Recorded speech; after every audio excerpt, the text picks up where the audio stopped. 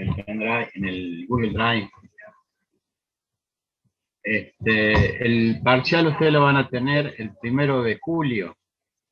¿Está bien? Y va a ser en el horario de clases. Quiero hacerlo por el aula virtual, pero como salió mal la vez pasada, así que en estos días vamos a dar un trabajo práctico y probar que más o menos funcione. Así que estén atentos. Estamos un poco atrasados a lo mejor. Capaz que esto de aleaciones binarias, solubilidad total, lo pasemos, este tema, el tema 15, por decirlo así, la clase 15, le pasemos para el otro. Pero no sé, vamos a ver si llegamos. El tema que tenemos que ver hoy, que nos quedó la vez pasada, es esto que están viendo ahora, velocidad de difusión. ¿Le ha quedado alguna duda de esto la vez pasada, todo lo que vimos? Sí, fue bastante, pero bueno. No, profe, ninguna duda. Dale. Está todo claro, profe. Dale, entonces vamos directamente a acá. Esto de estado estacionario y estado no estacionario se ve mucho en química y en metalúrgica. La palabra estado estacionario quiere decir que es independiente del tiempo y un flujo que ingresa y un flujo que sale no varían con el tiempo, así el flujo, la concentración y sus características. En cambio, cuando hablamos de no estacionario, quiere decir que hay cambios en el flujo, en la concentración, en lo que fuese, con respecto al tiempo. Como nosotros estamos en el tema de difusión, ustedes van a poder ver que esta es la sección de un material que tiene cierta área, tiene cierto espesor, y que de este lado tienen un gas a una presión mayor, y de este lado van a tener la penetración, digamos, de esas moléculas de gas dentro del metal. ¿Está bien? Llamamos difusión a la incorporación de estos átomos dentro del metal. También pueden estar en estado gaseoso, pueden estar en estado líquido, pueden estar en estado sólido, y de alguna manera estos átomos van a penetrar dentro del material. Generalmente, esto nosotros lo asociamos en esta materia a los tratamientos de cementación. ¿Qué quiere decir cementación? Que ustedes van a tener un acero, un hierro, el cual va a ser, digamos, entre comillas, invadido por átomos de carbono. El átomo de carbono, ustedes ya saben que es muy pequeño, y el átomo de hierro es muy grande. Entonces, el carbono, de alguna manera, va a ingresar dentro del hierro en lugares intersticiales. Ah, me olvidé de grabar.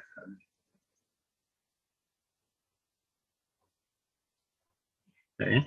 Entonces el átomo de carbono va a incorporarse dentro del hierro en lugares intersticiales. Como ustedes pueden ver, esa ecuación tienen esta variable, la J, la D, la C y la X. La J es la cantidad de átomos que ingresan por esta unidad de metro por, en este caso, segundo. La D es el coeficiente de difusión, que son los metros sobre segundo. La C es la concentración y la D es la profundidad, digamos, que ingresan. Es decir, la X en este punto valdría 0 y va creciendo, va creciendo, va creciendo hacia adentro del material. Si uno lo representa al estado estacionario en una gráfica, por ejemplo, de concentración de átomos de carbono, o sea, la concentración que está acá arriba, la C, y esta es la posición por la penetración, que es una variable en este caso de metros. Como va ingresando, van a ver que es una línea recta, y así se va a permanecer siempre, digamos. Esta concentración afuera se va a mantener constante, y esta penetración adentro también va a estar constante. Así que entran determinadas partículas, que a medida que entras van saliendo exactamente lo mismo. ¿Bien? ¿Qué más se puede decir? Y bueno, así como se estudia el caso del carbono, se puede estudiar el caso del hidrógeno, y se puede estudiar el caso del nitrógeno y también del oxígeno. ¿Eh? Tanto el carbono como el nitrógeno y el oxígeno están en este caso en estado gaseoso, pero el carbono y el nitrógeno pueden estar, digamos, incorporándose en estado líquido y en estado sólido.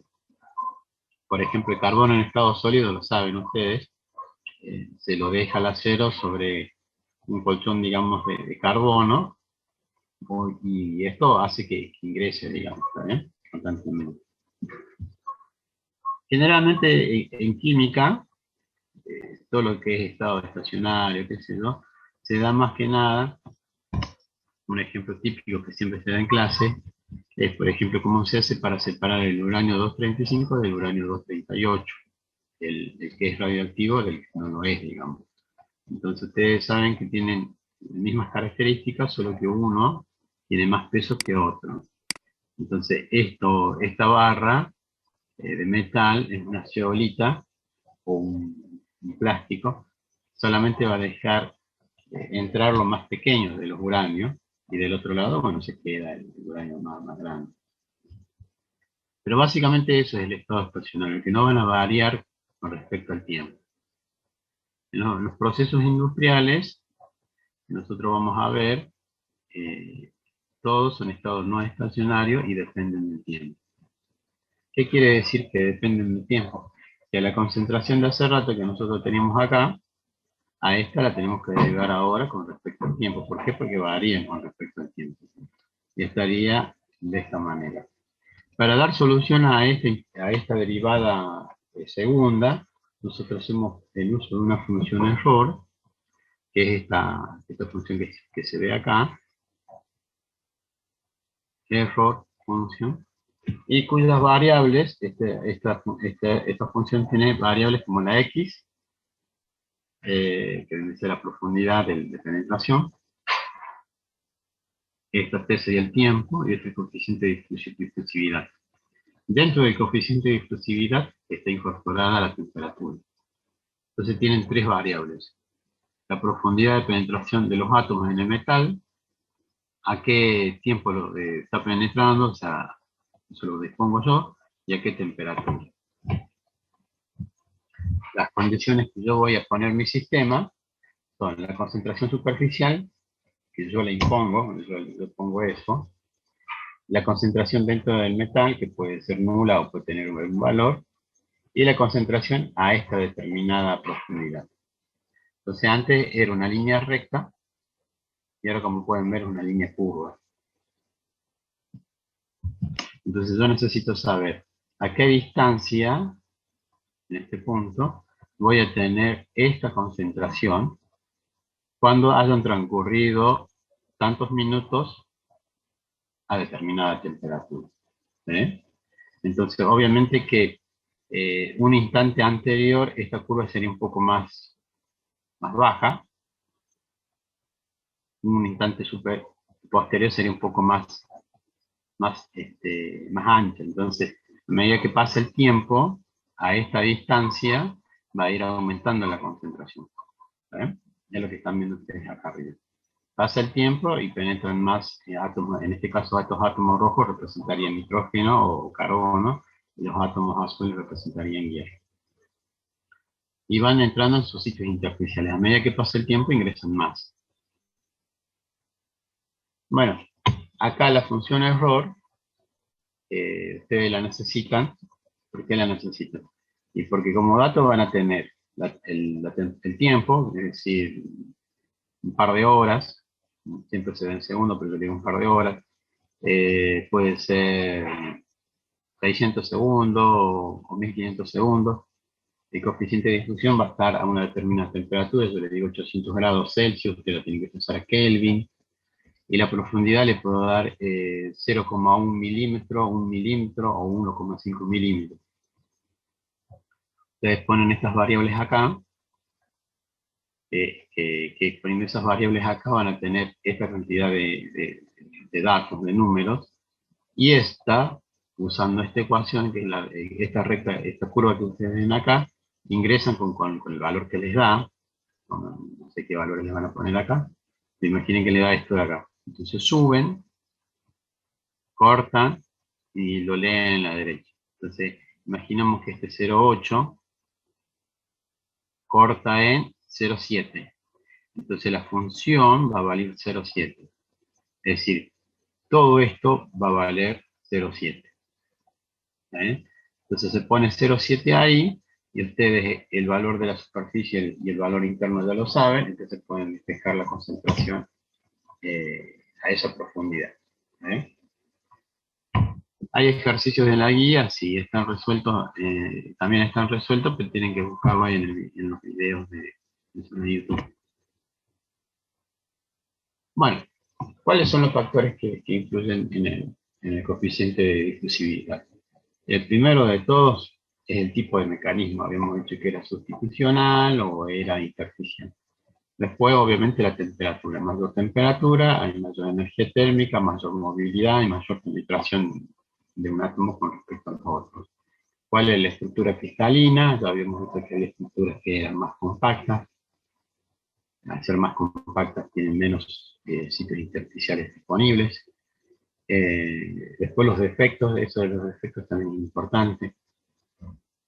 Habíamos hablado de defectos puntuales que eran las vacancias, de los defectos de borde. Bueno, todos esos defectos para nosotros son importantes, ya que nos van a permitir que en esos defectos haya una mayor penetración de estos átomos, ¿no? Siempre cuando decimos penetración de átomos estamos refiriendo carbono, nitrógeno e hidrógeno, fundamentalmente, que ingresan dentro del hierro. Y después la concentración. Si hay muy poquito carbono, bueno, si hay muy poco carbono ingresa. Si hay muchísimo, bueno, pues no. Bueno, acá lo tienen.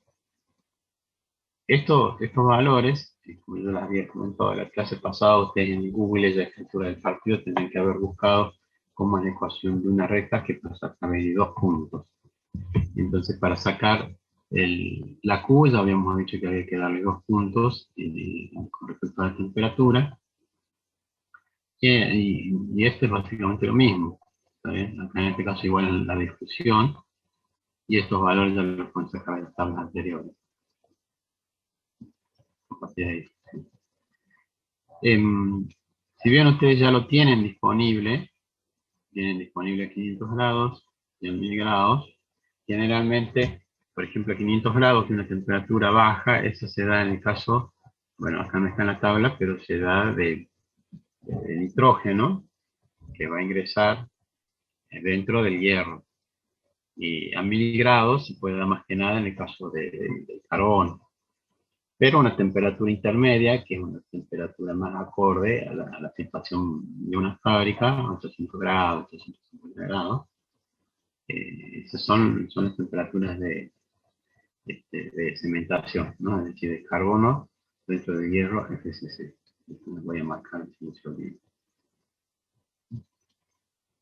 Tienen que usar esta temperatura entre comillas interpolar para 800 o 850, y ahí van a tener ese coeficiente. Con ese coeficiente ya pueden calcular el de difusión. Bueno, los otros datos ya los tienen, digamos, los constantes de los gases ya se los tienen, la energía de activación ya fue el primer ejercicio, esto lo sacan de la tabla, y esto se lo calculo. Bueno, así como está una tabla como esta, también los datos se presentan en líneas. Se presentan como también en líneas para calcular este valor. Yo sí les pido que tengan cuidado con el año pasado, creo que fue en el primer parcial. Hay chicos que por ahí confunden los centímetros con los metros y como es exponencial, siempre te da, en vez de darte 10, te da 100, en vez de darte 13, te da 130. Entonces, uno se da cuenta rápido que el error estuvo ahí. Así que traten de eso, de cuidarse con eso. El parcial del año pasado está disponible ahí en el detalle. Bueno, ¿cómo es el efecto de la estructura cristalina? La estructura cristalina siempre está en función de la temperatura. en el caso del hierro y de otras sustancias también. Entonces, si yo voy a decir una estructura FCC, la estructura FCC solamente existe a partir de los 723 grados. Si voy a hablar de una estructura BCC, está a una temperatura menor a 723 grados. Entonces, ¿cuál es el efecto que tienen? Bueno, principalmente que una es una estructura más compacta y la otra más abierta. Una estructura abierta, obviamente, que tiene más sitios intersticiales, es más abierta y va a tener una mayor recepción de átomos intersticiales. En el caso de la compacta, no. ¿Está bien? Ese es por un lado. ¿Cuál es el otro factor que hay que ver? Cuando uno va a analizar una FCC, se da cuenta de que, curiosamente, al ser más compacta, contradictoriamente absorbe más carbono. Entonces la pregunta es ¿por qué? Y bueno, porque está a una temperatura mayor, y la temperatura mayor hace que el coeficiente de difusión sea mayor, y lo cual hace que el hierro se dilate más, y a pesar de que es una estructura compacta, está más dilatada y puede permitir la incorporación de esos átomos de carbono. ¿Se entendió lo que acabo de decir, no? Sí, profe. Perfecto. Bueno, después tiene cuáles son las aplicaciones de la difusión. De la difusión, una de las principales aplicaciones que se da es cuando no se pueden mecanizar metales extremadamente duros como el tungsteno. El tungsteno tiene un punto de fusión de 3500 y algo. Entonces, al ser tan duro el tungsteno, la única manera de fabricar piezas de tungsteno es haciendo pelotitas, como están viendo ustedes acá, muy, muy pequeñitas, que después se toman en contacto entre sí, se le da una presión bastante elevada, acá, y también se le da calor. Tanto la presión hace que tengan mucho contacto y la temperatura elevada hace que se favorezca la difusión. Entonces llega a haber como un ablandamiento del metal, porque está a una temperatura elevada y le están poniendo mucha presión, y estos poros se hacen muy, muy pequeños, de únicos poros, entonces la pieza ya queda conformada. ¿Sí? Este es una de las aplicaciones que hay. Otra de las aplicaciones que se ve en la automotriz, que son las soldaduras, ¿no? Se ponen dos metales, dos chapas que se van a soldar, y se les acerca por afuera dos electrodos que hacen una presión importante, y se descarga una corriente eléctrica que esto levanta la temperatura, y bueno, se sueldan las chapas, ¿no? Se sueldan porque hay una difusión de átomos entre átomos. En este caso no hay la incorporación de un átomo extraño, como en el caso de la cementación o de la nituración.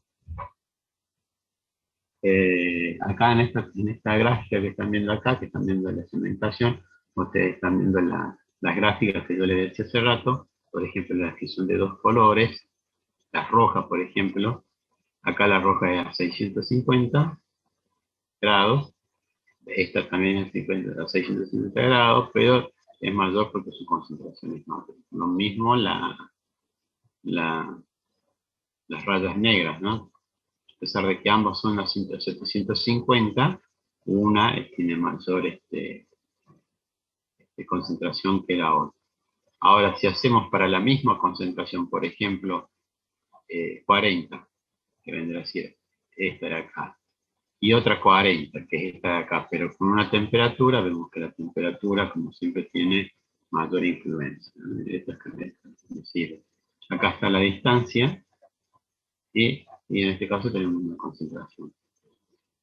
Profe, Sí. no termino de entender el gráfico. O sea, ¿qué hace referencia a a mayor concentración? Claro, o sea, fíjate, mira. Cuando vos tenés 40 y 40 de concentración de metano para hacer una cementación en un acero, la concentración es exactamente la misma, pero la temperatura es la que te va a variar. Una temperatura menor de 650, cuando vos subís haber una determinada distancia desde la superficie hacia adentro del material. En este caso, por ejemplo, 0,2 milímetros, vos subís 0,2 milímetros, y más o menos te da 0,4, 0,5, ¿está bien? Una concentración espesa. Eso Ah, es 650. Pero ah, cuando vos subís a 750, ya te vas prácticamente a 2,1. A pesar de que la concentración es la misma, solamente que vos subiste la temperatura del horno y la concentración es más grande. Después hace lo mismo con la otra. A 650, pero con una de 20, que es muy bajísima, y a 650 con una de 40, que es un poco más alta. Ah, eso no. sí, ahora entendí. Gracias. Vale. No, está bien. Después acá tenés la capa carburizada, si vos vas a agarrar un metal, generalmente lo que es carburizado lo usan para los ejes, los engranajes, ese tipo de cosas, que de alguna manera sirven para endurecer la parte externa o superficial con unos pocos milímetros. En este caso tenés micro, si vos me dijiste esto de acá, son 25 micras, entonces a esto me dirá unas 30 micras. Una micra es 1 milímetro dividido a 1000. Entonces, es una micra. Entonces esto es muy, muy pequeño. ¿Para qué sirve esto? Al introducir, en este caso, los átomos de carbono en el acero, estás haciendo que esta zona de acá sea mucho más dura y resistente. Sí, se hace frágil, pero vos no lo vas a tener al impacto, lo vas a tener a compresión. Entonces esta zona que es más dura, en caso de un engranaje, puede resistir al desgaste mucho más que no, si no tuviera la introducción de carbono. Y para el fenómeno de fatiga también te sirve, porque, porque la fatiga siempre se inicia en la superficie con cargas cíclicas, ¿no? La carga cíclica siempre se inicia en la superficie y crece hacia adentro.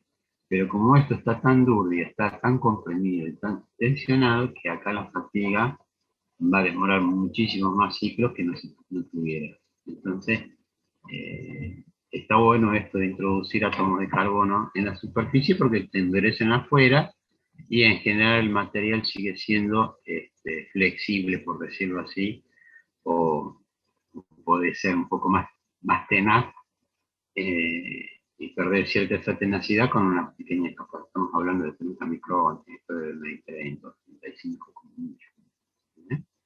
Bueno, ¿cómo se hace esta técnica que están viendo ustedes acá? Esa técnica se llama microscopía óptica, se usa siempre, se descubrió hace más de 80 años y todavía se sigue aplicando. Es agarrar el pedazo de engranaje que vos tengas, cortarle un pedacito, ponerle que este sea el diente de un engranaje, cortas eso de acá, lo pones dentro de una máquina que lo único que hace es empastillar, poner esto en baquelita. La baquelita le das una presión, le das temperatura, se forma este plástico. Este plástico deja, digamos, atrapada esta pieza para luego facilitar el lijado y el pulido. ¿Está bien? Lo único que te sirve la baquelita es para que sea más fácil manipularlo. Luego la empastillas, como se dice, la lijas con una lija de 150 o una lija de 80, después con una lija de 250, después con una lija de 380 o de 400, y después la pulís. La pulís con un paño de algodón y con partículas finamente diluidas en agua de óxido de aluminio para evitar la corrosión. Le pones alcohol incluso a la dilución para que sea más húmedo. Y la cuestión que la llevas a espejo. Esta es una vista en corte y esta es vista en plano. Después la atacas con un ácido. El ácido va a atacar las zonas más sensibles, o sea, las zonas más altamente deslizadas, que son los bordes de grano. Entonces te la deja de esta manera. Esta vista en planta, se ve los granos en vista de planta y esta es la vista de planta de arriba, como usted. Y después, una vez que vos la tenés así, la dejas un tiempo prudente para que se diferencie no solo los bordes de grano, sino también la parte interna de los granos. Después la miras con este microscopio, y una vez que vos miras con este microscopio podés observar una figura como esta. Bueno, esa sería la técnica de microscopía. ¿Para qué más se usa la técnica de microscopía óptica? Es para analizar el tamaño de grano. El tamaño de grano, como había visto, este de acá, este puede ser un tamaño mucho más grande que este de acá. Y hay una técnica, bueno, que nos sirve a nosotros para determinar el tamaño de grano. Esa técnica luego se estandarizó en esta norma que están viendo acá, que es la ACTM. Y la ACTM que nos dice que, bueno, el número de granos va a ser igual a 2 elevada a n-1, vista con unos angulares que son 10 por. Esos 10 por, ustedes pueden poner 10 acá, 10 en los oculares, entonces 10 por 10 se va a 100x, 100 aumenta. Pueden poner unos oculares de 25, y pueden poner, digamos, estas ópticas de 4, entonces 4 por 25, 100. Generalmente en el microscopio metalográfico la máxima aumento que tiene son 2000. Que esos 2000 se usan unos oculares, creo que son de, no sé si 50, y estos son de 100, y después se le pone una gotita de aceite, y prácticamente se apoya esta óptica sobre esto, y con eso pueden tener un aumento enorme, un aumento de 2000. Para mayores aumentos, bueno, hay técnicas, ¿no? Hay un microscopio de barrido electrónico, pero eso tendríamos que verlo, también está en el programa. Bueno. Entonces, ¿para qué me sirve a mí si yo voy a comprar una barra? Puedo exigirle al vendedor que me diga qué tipo de grano es. ¿Saben? Entonces, a mí un metal que tiene grano fino me atrae más que un metal que tenga grano grueso. Un metal de grano grueso es más débil, ha tenido a lo mejor un mal tratamiento térmico, en fin, tiene esas cosas. En cambio, el grano homogéneo y el grano más pequeño es mejor. Y acá, bueno, acá esto es lo que ustedes pueden ver, digamos, con el microscopio que están viendo acá. Hay oculares que ustedes, cuando tienen bueno, este tipo de lentes, estas figuras de acá las están viendo, y acá ven ustedes el material en análisis. Entonces, para ustedes es fácil ver esto y comparar con qué tipo de grano tiene. Entonces pueden decir, es un grano 4, es un grano 8, que es uno de los mejores. ¿Sabes? Con eso lo comparan. Entonces, ven ustedes acá, en esta zona, y fácilmente comparan con este. Esto lo están viendo en el ocular. Bueno, acá la ecuación es bastante simple, una ecuación exponencial. Ustedes saben las funciones exponenciales, acá se explica el logaritmo, de este lado aplica el logaritmo, esto baja abajo, acá, y bueno, y ahí despejan el grano 7, el tipo de grano 7 sería el tipo de grano 7.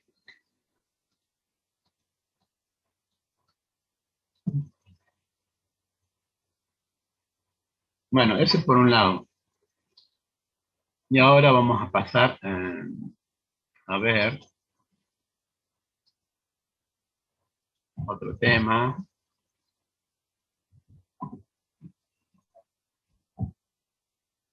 Que el tema de ahora, ya les digo. ¿Están viendo en pantalla la unidad número 4? Un PDF que dice unidad número 4. Sí, profe. Dale. Sí, se ve, profe. Dale, en este caso de la unidad número 4, vamos a empezar a ver un tema que son las propiedades mecánicas de los materiales. Y vamos a ver el comportamiento plástico de los materiales. Cuando digo comportamiento plástico, estamos fuera del campo elástico, o sea, ya entramos en el campo donde las deformaciones van a ser permanentes. Se van a acordar de esta gráfica, que ya a esta altura la vieron en el práctico.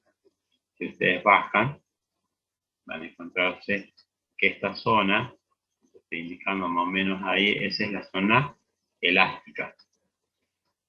Y a partir de acá, más o menos, es la zona plástica, hasta que finalmente se rompe.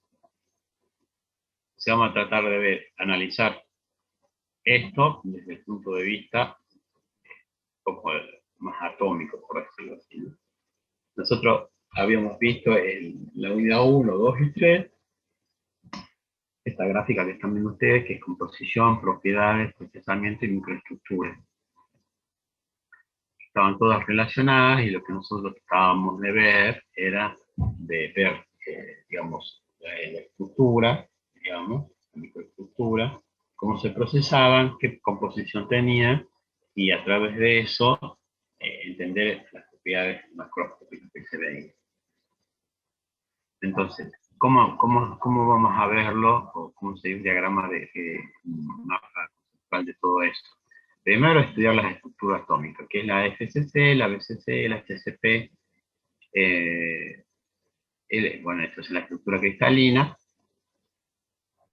Entender el tema esto de las imperfecciones cristalinas, también que era una vacancia, que era la deformación por Stokes, la imperfección por Franklin. Bueno, todo eso a mí me va a ayudar a entender cómo es el comportamiento plástico de un monocristal. ¿Eh? Acá también se habla de las dislocaciones, que vamos a ver algo de las dislocaciones, y sobre todo el sistema de desplazamiento. Después vamos a ver la ley de Smith, mecanismo de endurecimiento y recoxido y ablandamiento. Eso más adelante. Después, por otro lado, habíamos visto nosotros qué pasaba, cuáles eran los fenómenos que se producían cuando se licuaba un metal, que se solidificaba, que a veces quedaba con tensión, otras veces quedaba sin tensión, bla, bla, bla. Y después teníamos el tema de difusión. ¿Por qué el tema de difusión? Porque un metal, como habíamos visto, se pone en contacto con una fuerte presión a una elevada temperatura, puede fundir en el mismo material, átomos del mismo material de un lugar a otro, lo que es con soldadura, pero bueno. Con todo eso vamos a poder entender cuáles son los procesos de deformación plástica.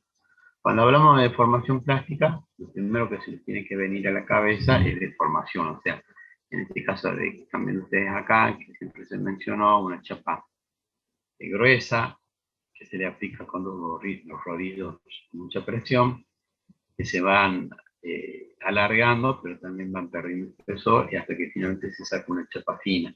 Todo ese proceso que es deformación plástica.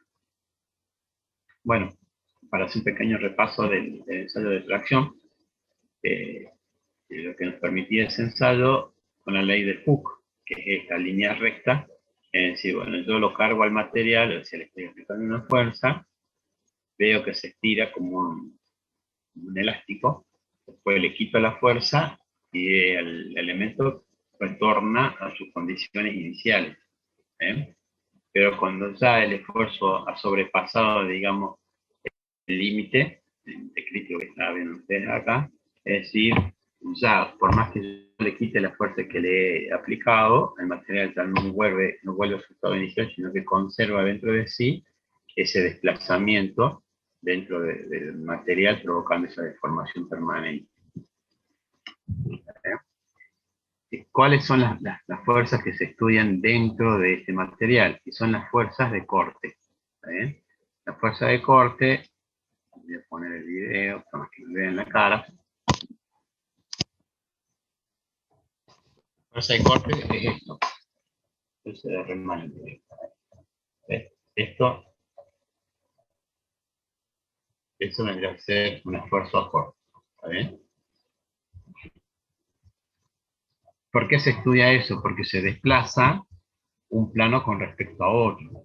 Por eso es acorde. Dentro de eso de que es acorde, también habíamos visto lo que era tensión pura, que era la fuerza aplicada sobre el área transversal. En este caso, la fuerza era totalmente perpendicular, digamos, al área de corte. Ustedes llegaron un metal y le aplicaron una deformación, cuando hacen un ensayo de tracción, ¿no? Cuando hacen un ensayo de tracción o de compresión, porque el material va a responder de la misma manera a compresión y a tracción, en la cantidad de micras. Van a ver estas rayas.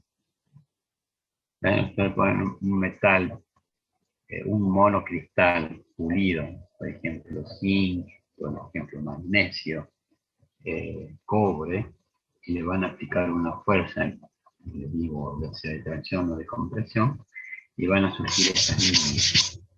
Ahora, para comprender cómo se producen estas líneas, vamos a ver dos temas: sistema de deslizamiento y maclado. Dice, estudio de cómo se realiza el desplazamiento de átomos dentro de la estructura cristalina. Sistema de deslizamiento y maclado. Y la otra que vamos a ver dice, análisis vectorial del movimiento atómico. O sea, vamos a ver cómo se puede cuantificar este desplazamiento o este deslizamiento. Y para ello lo mejor es tener un vector que nos diga cuánto, la magnitud, en qué dirección y en qué sentido. Para eso está el famoso vector de Fourier. Ahí tienen magnitud, dirección y esfuerzo. Bueno, acá tienen una fotomicrografía que es muy linda. Creo que es, si no me equivoco, a ver. No sé si era magnesio, creo que sí. Fíjense, 3 micras. Esto que estamos viendo acá es una fotomicrografía de barrido electrónico. ¿Está bien? Se ve una maravilla. Bueno, ustedes acá van a tener un cristal. Este cristal lo van a introducir dentro de una resina y después estiran la resina y por esfuerzo de corte, este metal también va a ser sometido a un esfuerzo de corte, digamos. Y ahí se va a notar, digamos, todas estas líneas que vienen. ¿Sí?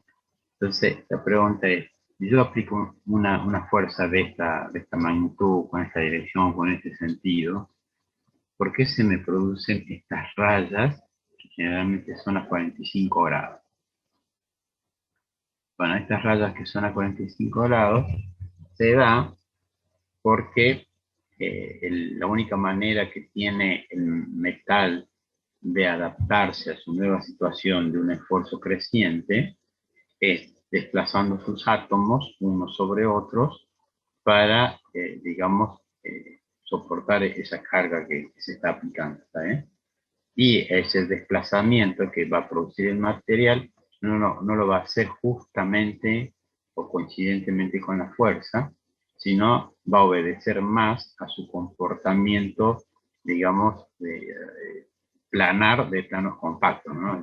Los planos compactos están orientados de esta manera y bueno, el esfuerzo va a hacer que esos planos se desplacen uno sobre otro, ¿no? Si los planos estuvieran del otro lado, se desplazarían del otro lado. Y bueno, y acá tienen, que no tiene ningún desplazamiento, y acá ya pueden ver, digamos, cómo se han desplazado. Si bien simplemente tienen un desplazamiento, no hay una fractura. ¿Ven? Ahí no hay una fractura, simplemente un desplazamiento. Magnesio, son de magnesio.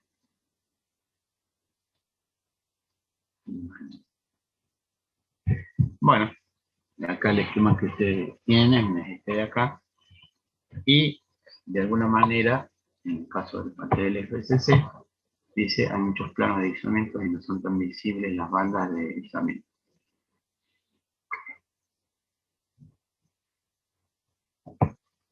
Quiero que se les quede grabado, voy a ser insistente en que estos desplazamientos son justamente los planos compactos, digamos, de estas celdas, las celdas que están acá y de las celdas que están acá, ¿no? a la vez, ¿no? Entonces se produce.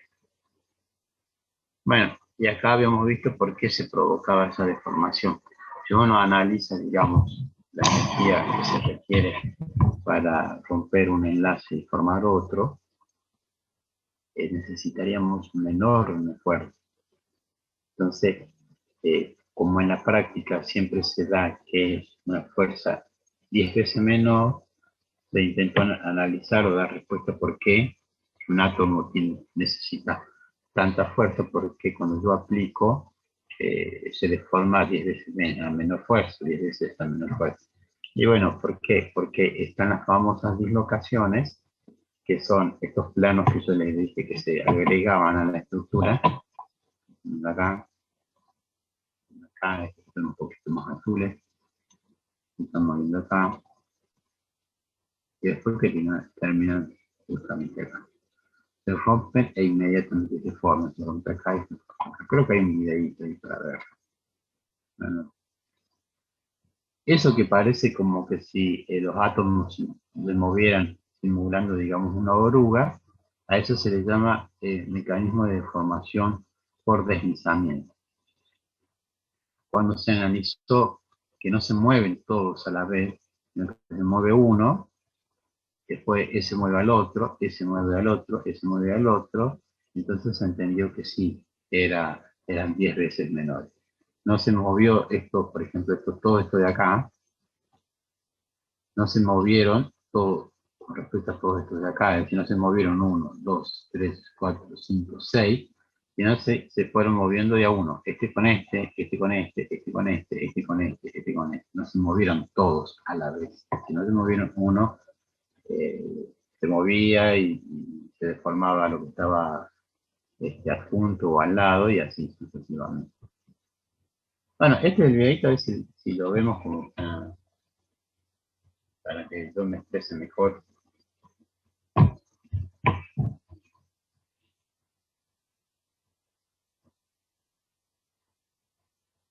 No, no es un video, aparentemente es una página.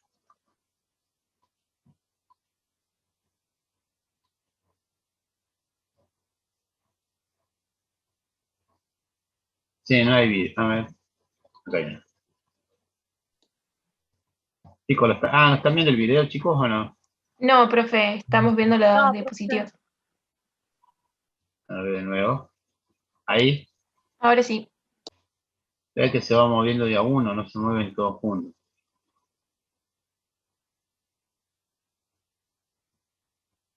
Y acá es como si fuese un movimiento de una alfombra o de una oruga. Bueno, muy bueno.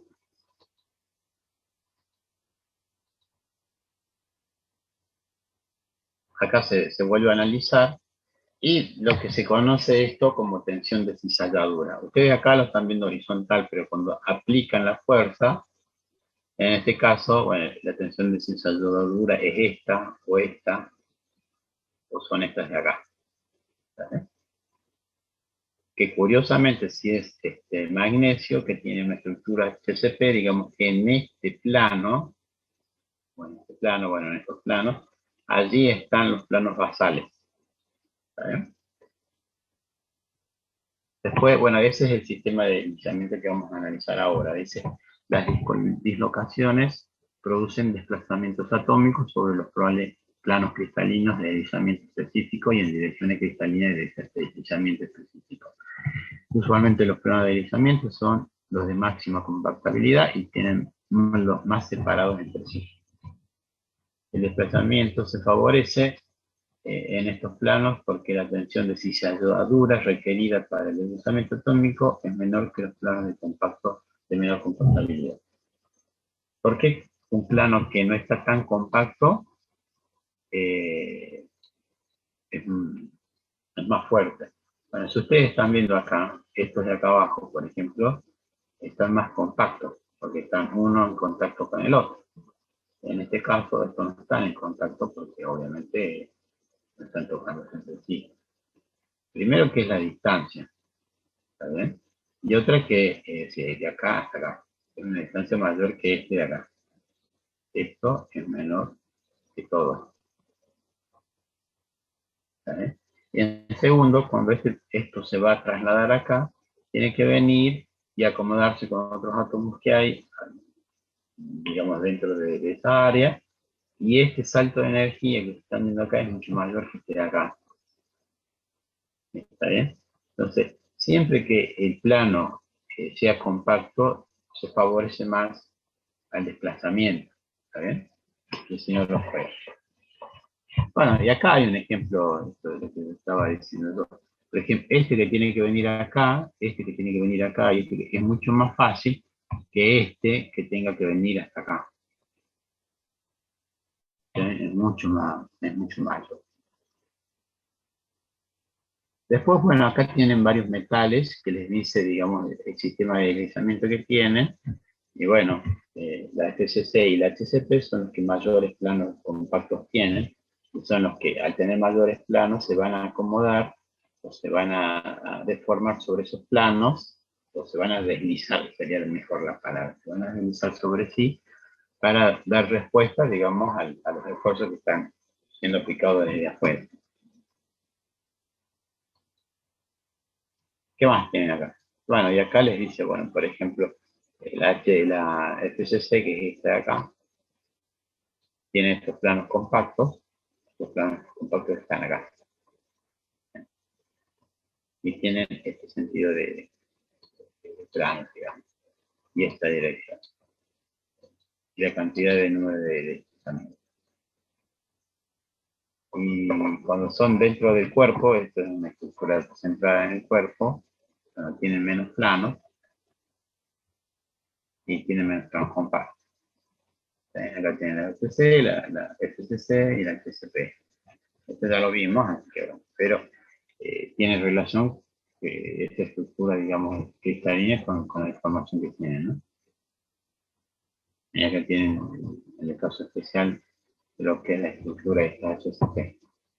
Tienen los planos basales, tienen los planos prismáticos que no son prismáticos que lo leen acá, normalito, que no son planos compactos, y tienen los planos estos piramidales que tampoco son compactos.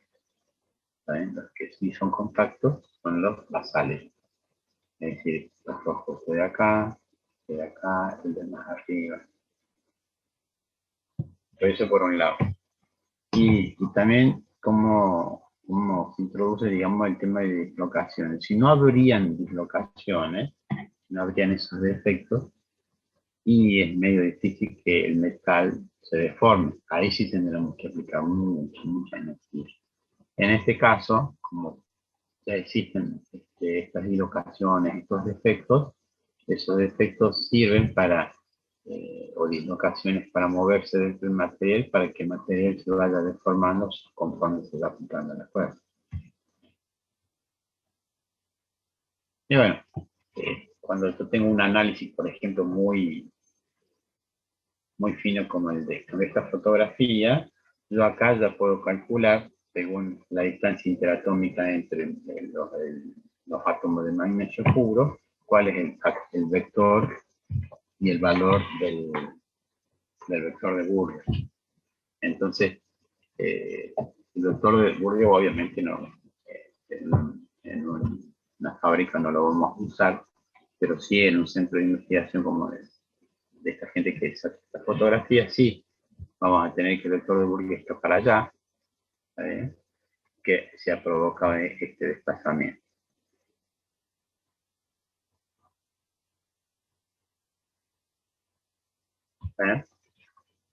Siempre se va a indicar con una T o una T invertida.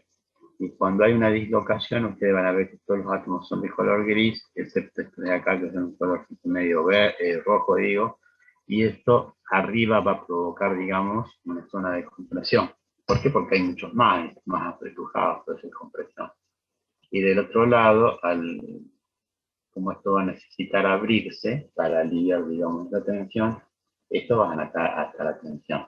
Entonces, cuando hay un vector de Burger, yo lo tengo que interpretar de esta manera, que hay un lugar donde se comprime y otro donde está tensión. Tiene esta dirección que es para allá, es decir, que para allá se va a producir el movimiento. ¿Por qué? Porque no está indicando el vector de Burger. Y a medida que tenga más, se van a sumar los vectores. Bueno, yo suelo preguntar en el examen final qué es el vector de Burger. Y para ahí los chicos se olvidan, no sé con qué me sale. Pero bueno, eso se da en clases. Si yo les debo preguntar, ustedes me tienen que responder esto que vamos a leer ahora. Dice, la dirección de un vector de Burger corresponde a la dirección del deslizamiento de una dirección. Eso es lo que viene en una microfotografía de hace ratito. Mientras que su magnitud es igual a la distancia de desplazamiento unitaria o separación interatómica en esta dirección. Por supuesto, tanto la dirección como la magnitud del vector de Burger dependerán de la estructura cristalina. Y es conveniente clasificar un vector de Burger en términos de longitud de parámetros de red e índices de dirección cristalográfica. Es para saber para dónde se produce el desplazamiento. Y en segundo lugar, esto a nosotros nos garantiza que, por ejemplo, esta deformación que vemos acá, esto, digamos, esta foto y este experimento certifican o validan, le dan certeza a todo lo que vimos en la primera etapa, digamos, ¿no? Que es una estructura HCP, que acá tenemos los planos compactos, que acá se da un cierto deslizamiento, y bueno, digamos que está bueno estudiar y uno verificarlo con un ensayo. Bueno, y acá tienen los vectores de Burger, cómo se puede calcular. ¿Está bien? En la estructura SCC tienen A, que es el parámetro de red, sobre 2, y acá tienen la dirección. ¿Está bien? Dirección 110. El parámetro de Burger en la estructura DCC es A sobre 2, siendo A la constante de red, y esa es la dirección principal. En la HCP exactamente lo mismo. En la dirección, tienen la otra dirección, y tienen esta dirección. En el caso de la HCC, de la HCP tienen esta dirección. ¿Por qué siempre es la 2 dividido, digo, A dividido, parámetro de red dividido 2? Bueno, a ver, hay alguna gráfica acá. Por ejemplo, solamente vean las de color gris, pero no están pegadas, digamos, no están en contacto entre sí.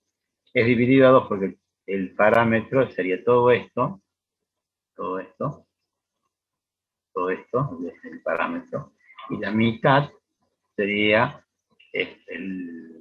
digamos, el vector de Burger. Ya dijimos que siempre la mitad. Es la mitad de eso. Bueno, acá hay un ejercicio, entonces los voy a dejar para que lo estudian solito. Vamos a ver cómo es el aluminio, vamos a ver cómo es el cromo, cómo son los rayos atómicos. ¿Y qué es lo que dice? Los vectores de Burger para la estructura cristalina BCC, HCP y FCC se utilizan para determinar el modo de vector magnitud de la dislocación, donde A es el parámetro de red. Determine los valores de magnitud del vector de Burger de cristales de aluminio y cromo. Consultar la siguiente tabla para los datos de A. Bueno, aquí tienen directamente los radios. Ustedes saben que en la primera parte había una relación entre el parámetro de red y el radio. Eso debe estar en la próxima filmina. Y acá está la, digamos, ¿cómo se llama esto? La relación entre el parámetro de red y el radio. El radio ya lo sacan de la tabla anterior, que es este radio atómico. Con esto sacan el parámetro de red. Y con las fórmulas anteriores, ustedes ya pueden calcular, digamos, A sobre 2, que ese es el módulo. Y acá tienen la dirección. Se aplica la dirección de esta manera. Y como en álgebra, recuerden cómo se sacaba la dirección, se sacaba la dirección con esto. Y bueno, ya lo tienen acá. Medio sonso el ejercicio, pero bueno. Este es igual, este está en el Askeland, la tercera edición. Y bueno, ahí pueden calcular el parámetro. Bueno, ¿qué es la ley de Smith? La ley de Smith me trata el tema esto de las dislocaciones y los esfuerzos y saltantes críticos que se dan, y me permite determinar, cuando yo aplico una fuerza uniaxial, cuál es la fuerza necesaria para que se produzca una dislocación en el ángulo determinado que está ahí. Yo aplico esta fuerza de acá,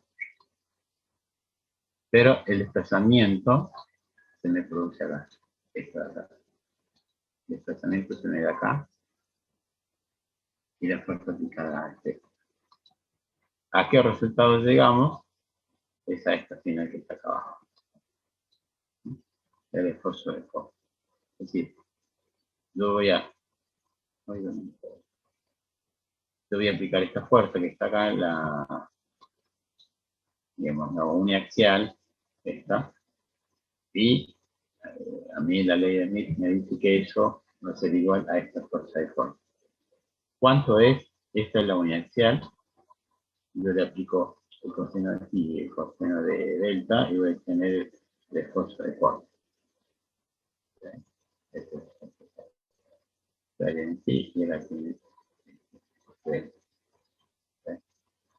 Bueno, en esta fuerza yo obtengo esta acá. Esta fuerza yo obtengo esta acá.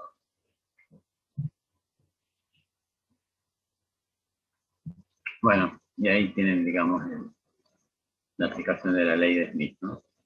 A mí me dice que si yo aplico una fuerza grande acá, la fuerza para deformarlo, la fuerza de corte es mucho menos. Bueno, ahí es para calcular los ángulos de desplazamiento entre uno y otro. Acá tenemos un cristal FCC, cede bajo un esfuerzo normal de 2 megapascales aplicado en la dirección tanto. El plano de deslizamiento es tal, y la dirección de deslizamiento es otra. Determina el esfuerzo de corte crítico. Bueno, tienen que agarrar estas direcciones, sacarle el ángulo y llevarlas a esta ecuación de acá. Es como álgebra, digamos, pero aplicado, digamos, a los materiales. Bueno, ahí el ejercicio está resuelto. Entonces lo dejo como tarea. Y de última, si no hago un trabajo práctico y cambio un poco de datos. Y me parece que esto ya creo que son resumen de deslizamiento según estructura. Bueno, acá tienen más o menos, digamos, el deslizamiento que se produce. Bueno, que acabamos de ver. La estructura FCC es mucho menor, la FCC es mayor, esta es menor, ustedes saben por qué, porque este es más, tiene más planos compactos. Al tener planos compactos se favorece el desplazamiento o el deslizamiento. Esta que no es tan compacta necesita mucho más fuerza. Y después llegamos al maclado. El maclado es lo mismo que lo anterior, pero se produce, digamos, en bloque. Nosotros hasta el momento vimos este tipo que es slip en inglés. Y lo que es macla es este. ¿Cuál es la diferencia entre uno y otro? Que esto se desplaza entre planos compactos y entre un solo bloque. Pero se aplica lo mismo, digamos, ¿no? El deslizamiento, está de la ley de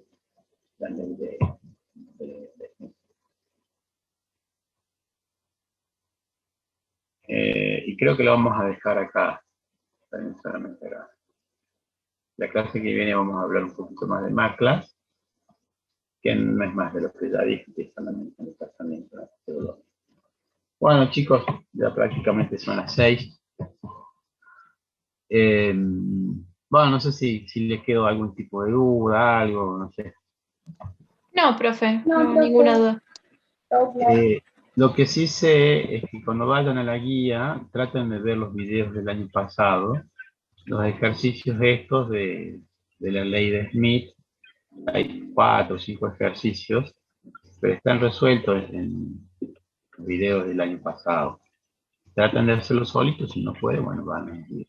Pero es aplicar esta ecuación que yo ya les mostré hace rato. No es muy difícil. El ángulo, ya acá saben cómo calcular el ángulo. Sí. Bueno, chicos, muchas gracias. Hasta luego. Chao, profe, gracias.